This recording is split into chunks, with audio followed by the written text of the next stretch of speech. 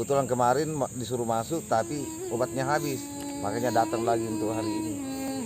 Jadi penempuh kita perjalanan sekitar 2 jam, kurang lebih 2 jam Pak, dari Parangeloe ke Wahidin.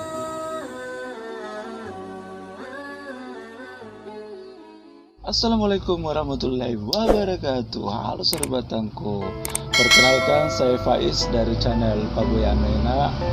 Jangan lupa like, comment, share, dan subscribe channel Peduli Duafa, karena satu subscribe dari sahabatku begitu berharga untuk channel Peduli Duafa. Peduli Duafa mengukir senyuman. Semenjak anak saya sakit, saya berhenti bekerja dan fokus untuk mengurus anak saya yang terkena penyakit tumor ganas atau limfoma sarkoma, tumor ganas yang berada di sekitar tulang. Saya harus berhenti bekerja karena saya menemani anak saya, karena saya lebih fokus untuk mengurus anak saya yang sekarang dalam kondisi sangat memprihatinkan. Awalnya ini saya punya Muhammad Fadil jatuh bermain sama teman-temannya. Terus 3 bulan kemudian baru dia mengeluh kesakitan.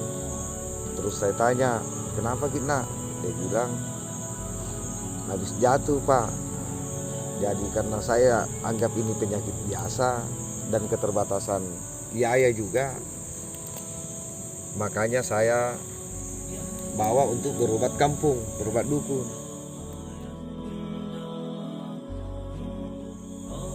Sebulan kemudian dia punya bengkak itu semakin membesar. Nah, maka disitulah saya ke puskesmas.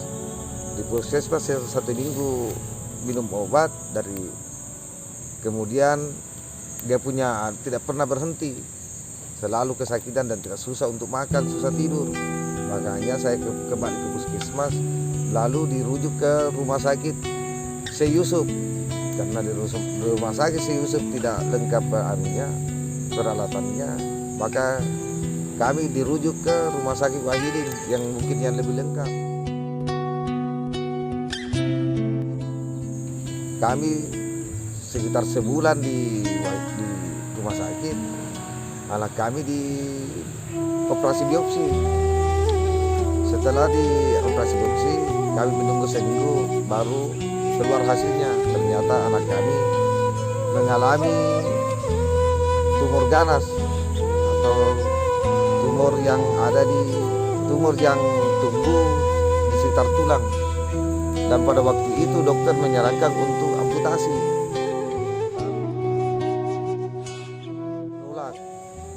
Kami memohon apakah tidak ada jalan lain selain amputasi, karena anak saya bercita-cita ingin jadi tentara.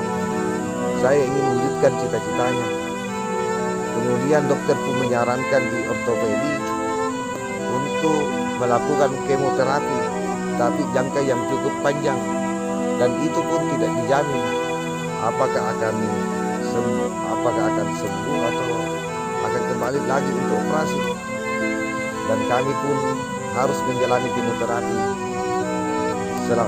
sampai sekarang. Jadi butuh waktu panjang dan biaya juga yang cukup banyak.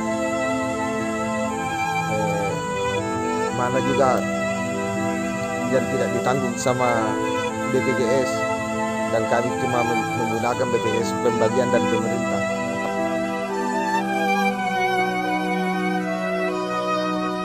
Ini sudah 3 kali kemo, terus rencana